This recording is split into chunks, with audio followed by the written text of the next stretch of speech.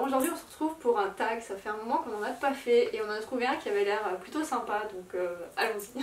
On a toutes les deux nos téléphones avec la liste des questions et chacune nos réponses et on va faire le tag PKG qui s'appelle des livres dans les livres. Et puis bah, c'est parti avec la première question. Première question, un livre qui a une réécriture d'un autre livre. Si vous m'avez suivi sur YouTube cette année, vous savez que j'ai découvert l'auteur Christina Henry qui a écrit notamment le premier que j'ai lu, Alice, qui est donc une réécriture de Alice au Pays des Merveilles de Lewis Carroll, mais je pourrais aussi citer Lost Boy qui est une réécriture du Peter Pan de John Barry je crois.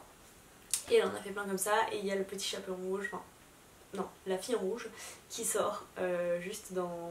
non, qui est sortie, que vous verrez dans un prochain call, et qui parle du petit chaperon rouge. Et pour moi j'ai pris Le Chant des Ronces de Les Bardugo. Alors c'est pas le livre en entier que je cite, mais plutôt une des nouvelles, voire j'aurais pu en citer d'autres, mais celle qui m'a le plus marqué c'est la réécriture de La Petite Sirène, qui, moi d'habitude les réécritures j'aime pas trop ça, et là ça m'a énormément plu. Alors le titre de la nouvelle exactement c'est Quand l'eau chantait le feu. Voilà, c'était vraiment une réécriture très sympathique avec une vision nettement plus morbide. Deuxième question, un roman dans lequel le héros ou l'héroïne écrit. Pour moi c'était Le Jardin des Secrets dont on vous a parlé il n'y a pas si longtemps que ça, puisque une des héroïnes est écrivaine, donc voilà, j'ai trouvé que c'était l'exemple parfait. J'en ai trouvé un certain nombre, mais je pense que celui dont je suis obligée de vous parler, parce que ça faisait trop longtemps que je vous avais pas parlé de cet auteur, c'est L'ombre du vent de Carlos Ruiz Zafón. Enfin, pour être tout à fait exact, il s'agit du deuxième tome, donc du Cimetière des livres oubliés de Carlos Ruiz Zafón, qui s'appelle Le jeu de l'ange, dans lequel on suit un jeune auteur qui s'appelle David Martin, et donc qui écrit. Ensuite, un roman où le héros ou l'héroïne est passionné par les livres. Je vous le donne en mille, qui est passionné par les livres, Daniel Samperi, le héros de L'ombre du vent, le premier tome du cycle Le cimetière des livres oubliés. J'ai joué assez simple sur celle-ci, j'admets. Sinon j'ai pensé à un manga, alors le souci c'est que la question précise roman, du coup je le cite quand même, c'est Beyond the Clouds, dans lequel le héros est passionné de livres. Et moi j'ai pensé au tome 1 et au tome 2 aussi de Au service de Sa Majesté la Mort. Donc c'était un tome 1 qu'on a énormément apprécié et on l'a lu grâce au Pélib. Et l'héroïne est passionnée de livres au début, elle est journaliste, elle écrit des articles et en plus elle a eu... Moi, ce que je me souviens en fait de ce roman, c'est qu'elle a une bibliothèque dans son petit appartement qu'elle adore. Voilà. Quatrième question, un livre avec un livre sur la couverture. Ouais. Alors moi j'ai pris Rêver n'est pas un vilain défaut, mais je viens de me rendre compte que en fait j'ai fait ce tag grâce à ma bibliothèque virtuelle sur Booknode et la couverture affichée est pas celle que j'ai, mais bon, il y a quand même un petit livre ici, donc bon ça passe, mais sur la couverture que j'avais trouvée sur internet il y avait beaucoup plus de livres que ça. Mais c'est un peu compliqué de trouver des livres avec des livres sur la couverture. Ouais. Je vous laisse deviner, celui dont je vais vous parler, c'est Le labyrinthe des esprits de Carlos Ruiz Zafón, qui en fait présente des livres sur sa couverture française. Ensuite on va trouver un livre dont le titre évoque les livres.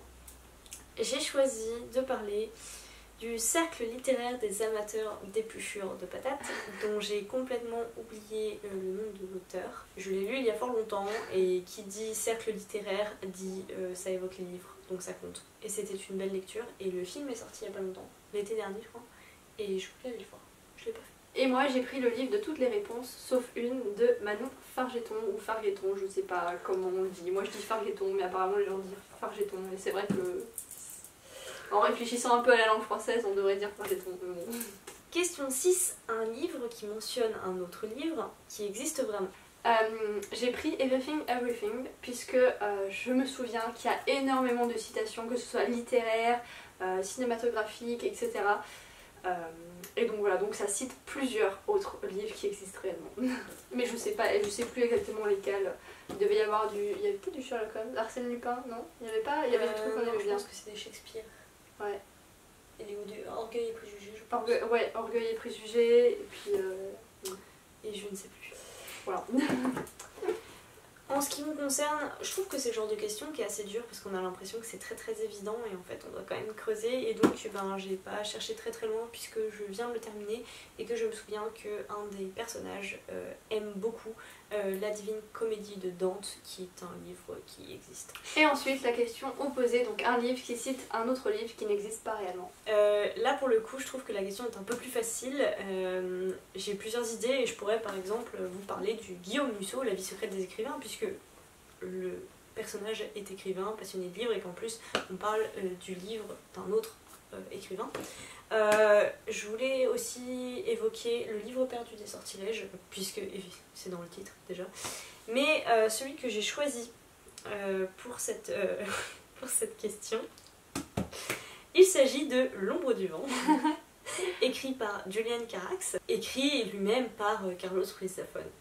Non, je n'en démords pas, vous l'aurez à chaque fois. Et moi j'ai choisi un Bernard Werber, donc le premier tome, ou le deuxième, je sais plus si c'est le premier ou le deuxième celui-là, de Troisième Humanité, puisque quasiment dans tous ses romans, Bernard Werber cite des tomes d'une encyclopédie écrite par un certain Daniel Wells, je sais plus, un monsieur Wells quelque chose. Et donc à chaque fois il sait, donc c'est un livre, ce sont des encyclopédies qui n'existent pas réellement, même si d'un autre côté, l'auteur des fois a déjà écrit des nouvelles ou a écrit aussi l'encyclopédie du savoir relatif et absolu qu'il signe en quelque sorte avec le nom de son personnage fictif. Donc c'est un peu ambigu, mais il cite souvent des passages de romans qu'il n'a pas écrits à la place de son personnage. Donc bon, ça passe. La question 8, un livre qui s'ouvre avec la citation d'un livre. Pour cette question, je pensais qu'il y avait énormément de livres avec ce genre de citation, mais en fait j'ai eu énormément de mal à en trouver dans ma bibliothèque. Donc il y en a beaucoup, mais pour les trouver c'est compliqué. Donc j'ai pris Guillaume Musso, L'instant présent, donc c'est un des derniers Musso que j'ai vu je crois. Et c'est une citation de Stephen King, L'amour a des dents et ses morsures ne guérissent jamais. Je trouve que là aussi c'est une question difficile parce qu'on a l'impression que c'est évident mais ça ne l'est pas, et je pense qu'un des auteurs qui le fait beaucoup, c'est Musso. Et voilà, dans celui-ci, il ouvre avec une citation de Umberto Eco venant de L'île du jour d'avant. Pour survivre, il faut raconter des histoires. Ensuite, dernière question.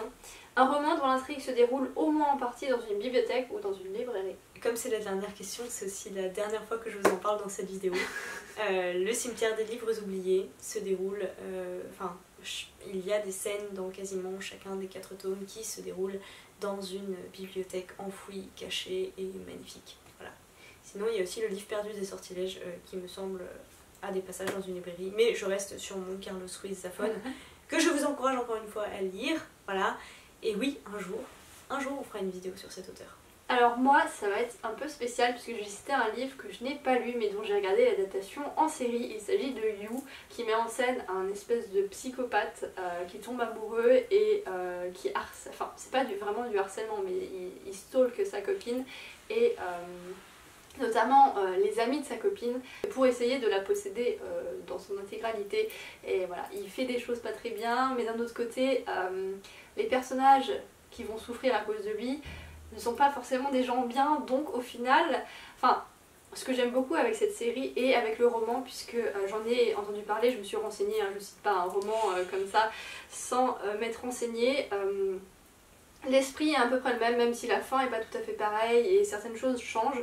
L'esprit et les personnages sont quasiment identiques. Ce que j'aime beaucoup, c'est qu'ils arrivent à mettre en scène donc un personnage qui est quelqu'un de mal, qui est pas quelqu'un de bien, mais au final on arrive quand même à s'attacher, on arrive presque à lui trouver des excuses tout en sachant que ce qu'il fait c'est pas bien.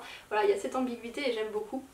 Et du coup par rapport à la question, ça se passe dans une librairie puisque le personnage principal, donc le psychopathe, travaille dans une librairie et il en possède une, et donc quasiment toutes les actions se passent dans une librairie. Bon, pas toutes, hein, il y a d'autres scènes, mais voilà. Ça y est, on a fait le tour de ce tag PKJ et c'était avec beaucoup de plaisir, ce type de vidéo qui nous amuse, et qui nous fait bien rire, et puis ça nous permet de ressortir des vieux livres et de vous en faire peut-être découvrir.